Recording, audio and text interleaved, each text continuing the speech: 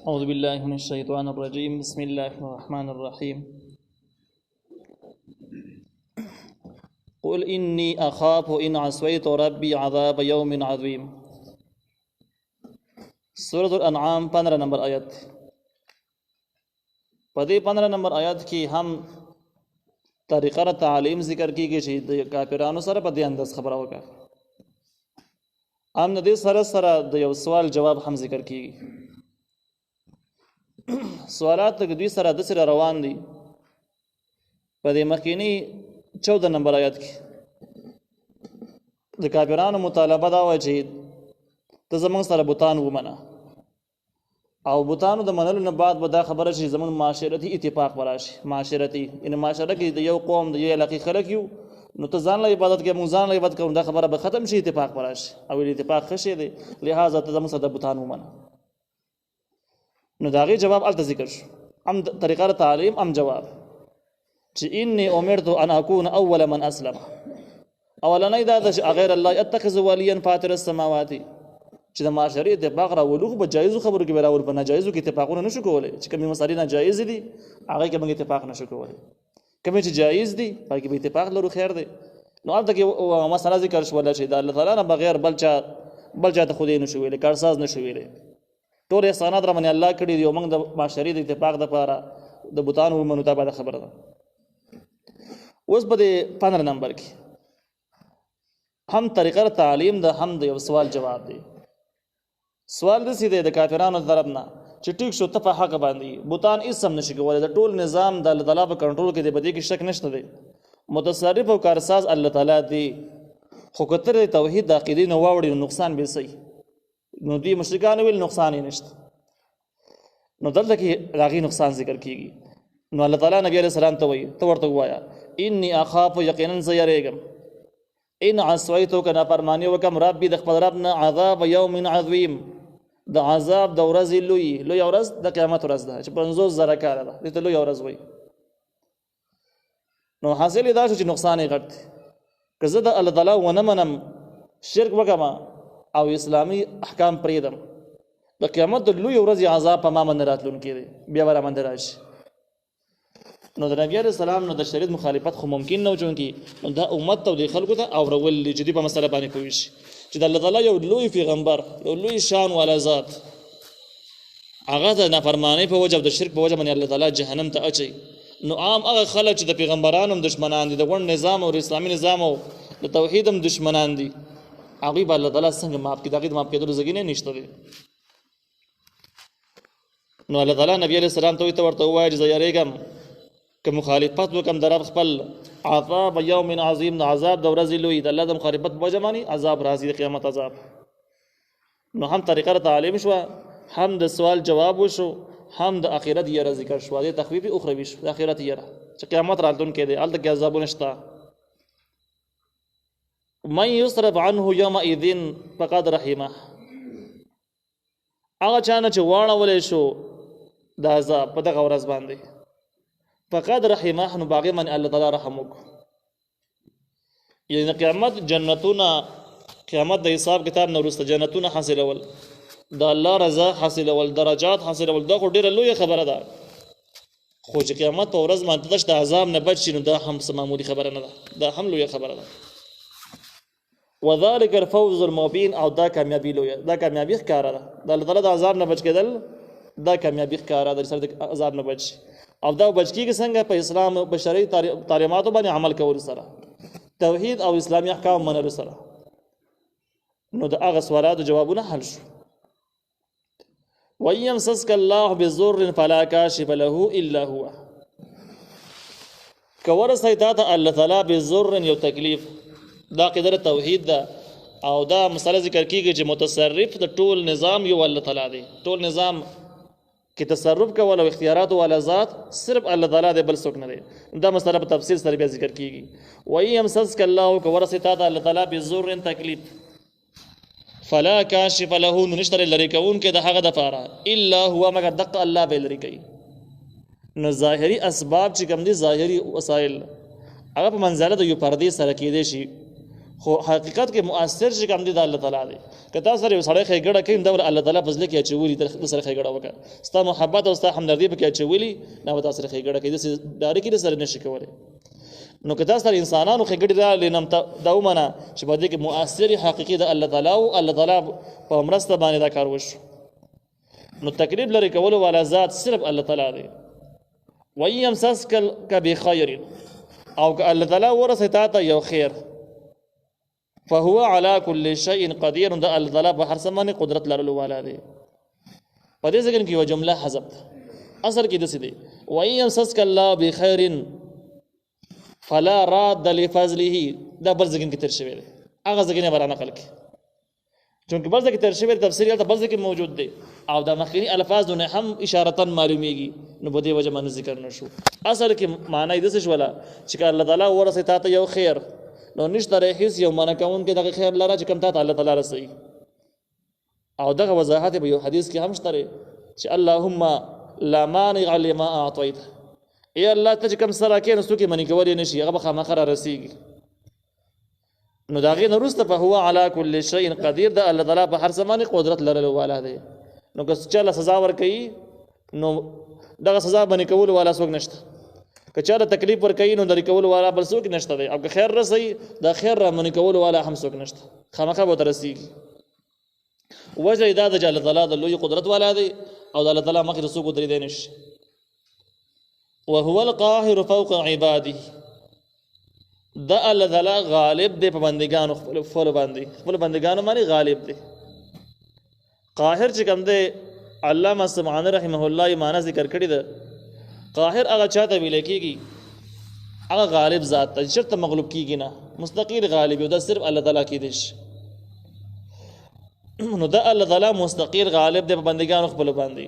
وهو الحکیم الخبیر دا الله تعالی حکمت والا او خبردار ذات. نو په دې آیت کې د الله تعالی دو کامل صفاتونه رالو. یو د الله تعالی کامل قدرت ذکر شو هغه به هو القاهر فوق عباده سره ذکر شو چې د الله تعالی قدرت او زور دومره دی چې په ټولو بندګانو باندې د فاصله دی او مستقل دی عارضی نه دی. دویم هو الحکیم الخبیر کې د الله تعالی علم ذکر شو چې د الله تعالی علم داسې دی چې په هر څه باندې خبر دی او ټول کارونه د حکمت دي. حکیم حکمت یو حکمت ته یو غرض دی په عربي کې د دوه جملې استعمالېږي. حکمت چې کوم دی نو دا هغه څه ته ویل کېږي چې فائدې د بل تر بل چا فائدہ لټي یو کار کې دي د پاره چې د خلکو فائدہ پکې وشي. لکه مثال به تور باندې لارې په غاړه دی یخي وبې خلې د داخله کې سکی او ته د اډول سکین خلکو ته فائدہ لټي نو دا حکمت شو. که ته د ځان فائدہ لټي نو بیا دا غرض دی. د الله تعالی ټول کارونه د حکمت د غرض نه دي ځکه چې الله تعالی چې کوم څه کوي نو الله تعالی به خپل هیڅ فائدہ نشته ټول فائدہ د مخلوق ته. نو په دې ځکه کې دا شول چې هو الحکیم الخبیر د الله تعالی حکمت والا دی. څومره کارونه څومره نظام چې دی د مخلوق د فائدې د فاره دی او د الله تعالی خبردار ذات په هر څه باندې خبر دی. نو دا کامل صفاتونه دا ردی حاصل دا شو چې بندگی هغه چا په کار ده چې یو مستقل کامل قدرت لري عارضی نه مستقل کامل قدرت او دیم دا چې مستقل کامل علم لري په هر څه باندې خبري عارضی خبر نه چې کوم په وسایل سره اسباب سره حاصلې کې دغه نه کوم چې مستقل بغیر د اسباب نه علم دی. نو دغه علم دغه دوه صفاتونه صرف الله تعالی سره خاص دي. لہذا الله تعالی سره په هر ټیم کې مرستم کولی شي او چې مخالفت کوي نه په هر ټیم کې درانی ولیم شي. نو دویم نمبر ته چې سم کې خلک په بعد کې الله تعالی په هر ټیم کې خبرم دی د الله تعالی په احکامو کې په نظام کې هیڅ غرض نشته بلکې ټول په حکمت ته. نو حاصل دا چې د بندګۍ مستحق صرف الله تعالی کې دی چې بل څوک کې دی نشي. یو لفظ خلک عام غلط استعمال کوي چې خلک مطلب باندې نه پیږي. خلک وایي بده کې الله تعالی څخه غرض نو الله تعالی غرض نه دی هیڅ چیز کې د الله تعالی غرض نشته. الله تعالی حکمت دی حکیم دی په کارونو کې د الله تعالی حکمت شته او غرض یې پکې نشته. قول ورته وای ایو شیء اکبر شهادتا دا یو سوال جواب دی چې کوم مفسرین د باره کې مستقله واقعه نقل کړي ده. مکه کې نبی علیہ السلام ته مشرکان رالو او نبی علیہ السلام ته یو ویل چې ګوره ته وی چې یو الله تعالی بندگی کوي یو الله تعالی د عبادت لایق دی او یو الله د چې بس کامل قدرت لري بل څوک نه لري یو الله د چې کامل علم لري د علم بل څوک نه لري. نو استاد خبره ویل موږ ځکه نه منو چې تاسو سره بدی معنی هیڅ ګوام نشته دی او دویمه دا وویل چې موږ یهودیانو عیسایانو ته هم لاړو، هغه سره آسماني کتابونه موجود دي، تورات او انجیل ورسره و، لیکن دغه یهودیانو عیسایانو هم موږ ته وویل چې نبی علیه السلام خبره صحیح نه ده، د توحید دعوه یې صحیح نه ده. نو چې هغه خلک هم ستا ګواه نه کوي، ستا تایید نه کوي، بل څوک هم شته دی نه، نو موږ په دې مسله باندې ورسېدلو چې ته په دې خبره کې یوازې تا سره ګواه نشته، ستا په خبره باندې اعتماد نه دی پکار. دې ځای کې د هغې جواب ذکر شو چې قول ته ورته ووایه ایو شیء اکبر شهادة، څوک به ډېر لوی په ګواهي کې، د چا ګواهي به ډېره لوی چې زه ګواه پیش کړم، داسې ګواه چې هغه ګواه وکړي، نو د چا ګواه به ډېره لوی، څوک به ګواه کې ډېر مضبوط دی لوی دی، نو دوی به غلی شي، جواب به نه درکړي، ځکه دوی ته معلوم دی چې الله دی او نبي علیه السلام به الله یادوي، نو راشه اوس منکر شه الله مه یادوه، نو ځان به غلی کړي، د بدنیتۍ نه به ځان غلی کړي. نو ته ورته ووایه قل الله، ته ورته ووایه چې الله تعالی ډېر لوی دی په ګواه کې، د الله تعالی علم، قدرت او دغه شان د الله تعالی حکمت دا د دې خبرې دلیل دی چې د الله تعالی ګواه مکمله صفا ګواه ده. ځینې خلک ګواه دې دپاره کوي چې یاره د سړي سره مې انډیوالي قایم پاتې شي، یا به دې دپاره یا د سړي سره مې ورانه ده چې کار دې وباسم، یا نور غرضونه کېدی شي. د الله تعالی په ګواه کې هېڅ غرض هم دي، مخکې موږ وویل الله تعالی غرضي نه دی، حکمتي دی، الله تعالی حکیم ذات دی، غرضي نه دی. دویم دا دی د الله تعالی علم کامل دی، د هر څه نه خبر دی، نو چې ګواه کوي نو ګواه هم څه ګواه ده. او درېیمه دا د الله تعالی قدرتونو والا دی، په هر څه باندې لاس بر دی، نو دا ټول صفتونه د راجمع کړل، نو اوس ګواه له راشي. ایو شیء اکبر شهادة، څوک ډېر لوی دی په ګواه کې، نو ښکاره خبره ده چې الله دی، ځکه د مخکیني صفتونو نه پته ولګېدله. اوس دوی به جواب نه درکوي، ضد کوي، نو قول الله، ورته ووایه چې الله تعالی ډېر لوی دی په ګواه کې. ښه چې الله ګواه دی، نو اوس ګورئ شهید د الله تعالی ګواه دی بین زما په منځ کې او بینکم ستاسو په منځ کې، یعنې کوم پیغمبري اعلان چې ما کړی دی، د توحید دعوا مې کړې ده، نو په دې باندې زما سره الله تعالی ګواه دی. د الله تعالی ګواهي څنګه ده؟ الله تعالی ګواهي معجزات د نبی علیه السلام دا ګواه د الله تعالی ده. چې کوم ځای کې خلک وایي هلکه ته پیغمبر نه یې، دا پیغمبر نه دی، ثبوت نشته دی، نبی علیه السلام معجزه پیش کړي چې دا ثبوت دی، او دغه معجزې مقابله عام خلک کولی نشي، عام سړی معجزه پیش کولی نشي، نو دغه معجزات د نبی علیه السلام د ګواهي شو د نبی علیه السلام دپاره. د نبی علیه السلام نه تقریبا مشهورې معجزې چې کومې تاریخونو نقل کړي دي سیرت کتابونو 360 پورې خواوشا معجزې غټې مشهورې نقل دي. دا په دنیا کې یو واحد پیغمبر دی چې دومره زیاتې معجزې الله ورکړي دي او ټولې محفوظ یې هم دي، معلوم یې هم دي. د دې نه مخکې موسی علیه السلام د الله تعالی معجزې ورکړې وي او ډېرې وي، خو نحو پورې وي، د دې نه زیاتې نه وي. نو بهر حال باندې د معجزات د نبی علیه السلام دا ګواهان د شاهدي د الله تعالی شوله چې دا د الله تعالی طرف نه ګواهي ده چې دا پیغمبر دی.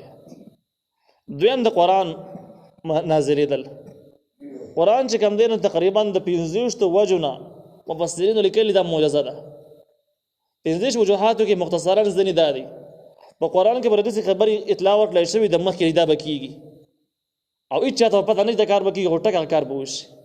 لکه مثال په طور باندې د قبلې بدلېدلو ته قبله به بدلېږي، ټیک بدله شوه، بیا نبی علیه السلام ته الله تعالی د وحي په ذریعه باندې وښودل. دویمه سپاره کې مخکې تېر شوي دي سیقول السفهاء من الناس، چې د قبلې د بدلېدلو سره سم بېوقوفان به راپاڅېږي، به تا به اعتراضونه کوي چې دا د قبلې نه چا واړاو. همدغه شان کې منافقینو اعتراضونه شروع کړل. داسې بېحسابه ځګې نشته دی چې هلته الله تعالی مخکې نه اطلاع ورکړې ده چې څه به کېږي، هغسې به وشوه. او داسې کلام د هېڅ چا کېدی نه شي چې سړی داسې کتاب ولیکي چې داسې به کېږي، داسې به کېږي، هغسې رښتیا وشي، دلته معلومات یې هغسې دې وشي. دا د غیب اطلاعات ورکول دا د انسان د وس خبره نه ده. دویم قرآن کې مضامین په دې انداز باندې دي چې دومره لوی علم په دومره کتاب کې راایسارول، د ټولو کائناتو، د ټول مخکیني شریعتونه او دغه شان موجوده نظام، او بیا د هغې نه وروسته د ټولو کائناتو علم دا قرآن کې دننه موجود دی، خو په داسې انداز باندې موجود دی لکه سړی چې سمندر راوالي کوزه کې ور دننه کړي، یعنی په هغې باندې چې دا واپس بحث کې تحقیق وکړي نو د انسان د وس نه قابو بار کېږي. لکه یوازې په قرآن باندې یو عالم یو تفسیر لیکلی دی 500 جلد کې دی، مثال په طور باندې 200 چا چاپ کړی نه د چا د غستو وس شته نه د چاپ کول وس شته.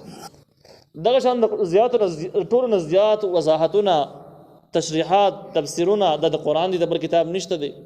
دې نه معلومیږي دا چې په قرآن کې دومره لوی علم موجود دی. دا کم علم چې د خلکو را برسېره کړي دا ډېر کم دی، دا اوس هم کم دی. نو دومره لوی علم په معمولي کتاب کې، دومره کتاب کې راایسارول د همدې انسان د وس خبره نه ده. دین علاوه قرآن فصاحت ډېر زیات دی. فصاحت یعنی داسې کلام دی قرآن کې کلام خبرو اترو کې اهم خبرې چې کوم دي اهم صفتونه دا دي. خبره به اوږده نه وي، لنډه به وي او مضمونه به ګډې وي. دا د کلام کمال دی. دا ښه خبره وي چې د وړه خبرې ته ولږ اوږده قصه رانیولي سړی ستړی کړي، تنګې کړي، وخت ضایع کړي، مضغوط باندې بوج شي. دا د کلام فصاحت نه شو، دا کلام کمزوري شو، ناقص کلام دی. دویم داسې الفاظو باندې تلفظ کول چې هغه الفاظو باندې تلفظ مشکل ګراني، داسې جملې استعمالول، دا هم د کلام دپاره ښه صفت نه دی، دا ښه کلام نشو. نو قرآن فصاحت او بلاغت کې هم داسې انتها راځي هېڅوک یې مقابله نشي کولی.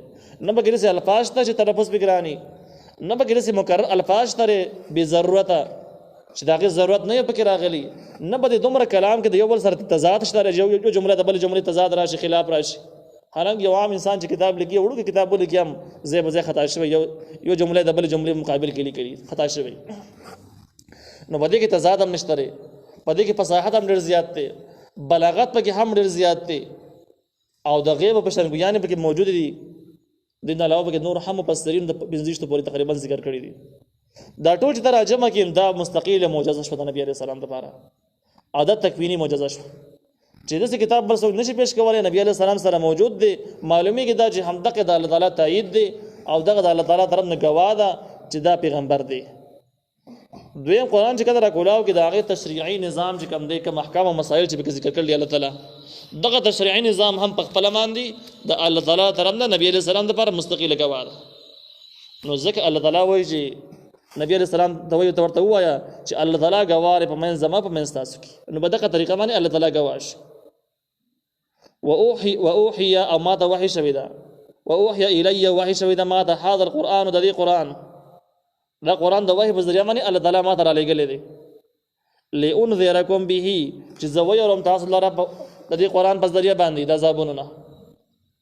ومن او هغه څوک ویرم بلغه چې رسېدلی وته دا قرآن د قیامته پورې، قیامته پورې چې څومره انسانان را روان دي قرآن ورته رسېږي. نو نبی علیہ السلام موږ دغه ټول خلک د دې قرآن په ذریعه باندې زه د الله تعالی د مخالفت نه تاسو ویرم چې د الله تعالی مخالفت مه کوئ، شرک مه کوئ، د آسماني نظام مخالفت مه کوئ، او دغه ټول مسائل په قرآن کې موجود دي. د ومن بلغنا دا جمله معلومیږي، دا مضمون معلومیږي چې قرآن د قیامته پورې مستقل دایمي کتاب دی او د دې نه بعد بل کتاب نه راځي. دغه شان دا ختم نبوت دپاره مستقل دلیل دی.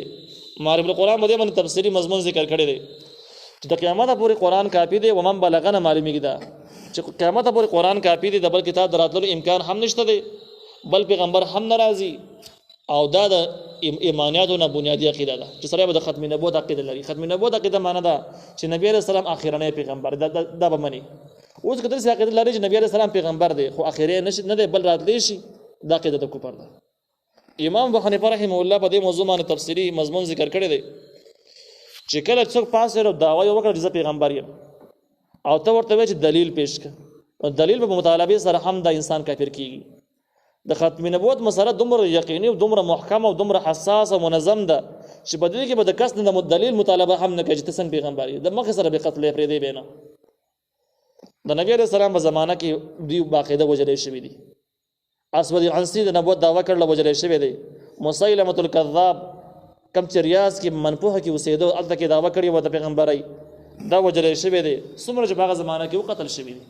او په دې باندې حکم هم دی چې قیامته پورې چا د ختم نبوت د نبی علیہ السلام نه وروسته د پیغمبرۍ دعوه وکړله نو بس دا قتل کې وی وژنئ. د دې نه وروسته دا مضمون معلوم شو چې مرزا غلام احمد قادیانی چې د پیغمبرۍ دعوه یې کړې ده او یو کتاب یې لیکلی د تذکرې په نوم باندې، تذکره وایي دا کتاب ما ته نازل شوی دی. دا سړی قطعي یقیني کافر دی. د ده سره چې څومره ملګري او څومره د ده تابعدار خلک د کافران دي او د داسې کافران دي د سره هېڅ قسم معاملات ساتل جایز نه دي، شرعا جایز نه دي. دا نمونه خلک چې پیدا کېږي چې په امت کې انتشار پیدا کوي، د پیغمبرۍ دعوې کوي او په بدل فرقې ځان لارې او فرقې اختیاروي، د دوی خلکو غټ مرکز د برطانیه کې دی.